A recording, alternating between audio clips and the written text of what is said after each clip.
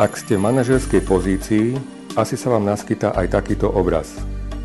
Vôjdete do kancelárie svojich kolegov, ktorí síce úprimne hľadia na obrazovky počítačov, ale myšlienkami sú niekde inde.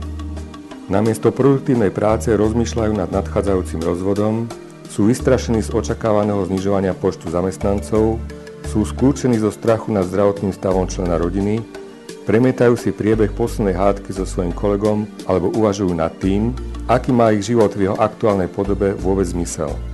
Áno, je to tak. Osobné problémy nie je možné nechať pred bránou firmy. Nové storočie prináša do sveta organizácií zvýšené nároky. Ľudia strácajú istotu, ktorú ešte včera mali, narastá hektika a stres, rozmáha sa absentizmus, prezentizmus a fluktuácia. Tradičné nástroje riadenia strácajú svoju účinnosť. Moderné organizácie však uvažujú inak. Chcete vedieť ako? Zoznámte sa s naším programom.